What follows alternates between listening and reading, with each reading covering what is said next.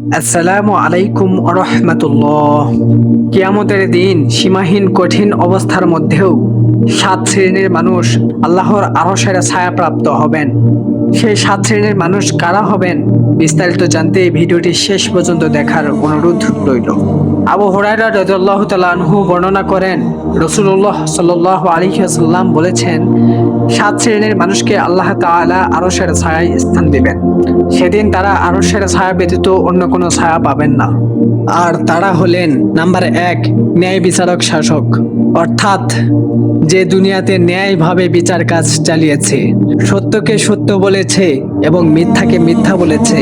আল্লাহ তাআলা ওই বিচারককে হাসরের ময়দানে সূর্যের ভয়াবহতা থেকে আরশের ছায়ায় স্থান দিবেন। নাম্বার 2, ওই যুবক যে নিজের যৌবনকে আল্লাহর ইবাদতে অতিবাহিত করেছে। নাম্বার 3, ওই ব্যক্তি যার অন্তর সর্বদা আল্লাহর ঘর মসজিদের সঙ্গে লেগে থাকে, 5 ওয়াক্ত নামাজ জামাতের সাথে আদায় করে, 1 ওয়াক্ত নামাজ আদায় করে অন্য ওয়াক্তের জন্য প্রস্তুত থাকে। নাম্বার 4, যারা আল্লাহর সন্তুষ্টির জন্য পরস্পরকে ভালোবাসে, সৎ কাজ করে, আবার আল্লাহর সন্তুষ্টির উদ্দেশ্যেই পরস্পরের সম্পর্ক ছিন্ন করে। আল্লাহ তাআলা তাদেরকে কিয়ামতের দিন আরশের ছায়ায় স্থান দিবেন। নাম্বার 5, যারা নির্জনে আল্লাহকে স্মরণ করে, অর্থাৎ গোপনে একাকী আল্লাহর জিকির ও ইবাদতে মশগুল থাকে, হাসরের ময়দানে তারা আরশের ছায়ায় স্থান পাবে।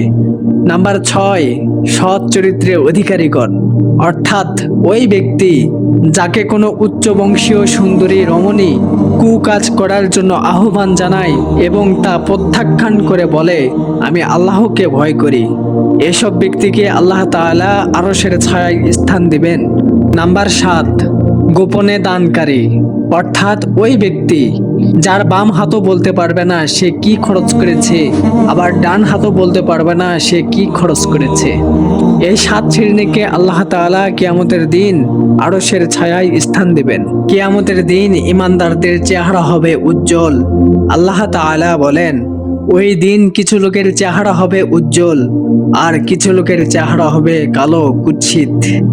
সূরা আল ইমরান আয়াত নং 107। আর পাপীদের চেহারা হবে কালো কুৎসিত। আল্লাহ তাআলা বলেছেন, অপরাধীরা সেই দিন নিজ নিজ চেহারা দ্বারা চিহ্নিত হয়ে যাবে। তাদের মাথার চুল ও পা ধরে টেনে হিচড়ে নিয়ে যাওয়া হবে। সূরা আর রহমান আয়াত নং 41। আল্লাহু আকবার। আল্লাহ তাআলা আমাদেরকে সেই ভয়াবহ মুসিবত থেকে রক্ষা করুন, আমিন। ভিডিওটি ভালো লাগলে অবশ্যই একটি লাইক করবেন আর পরবর্তী ভিডিও পেতে চ্যানেলটি সাবস্ক্রাইব করে রাখবেন।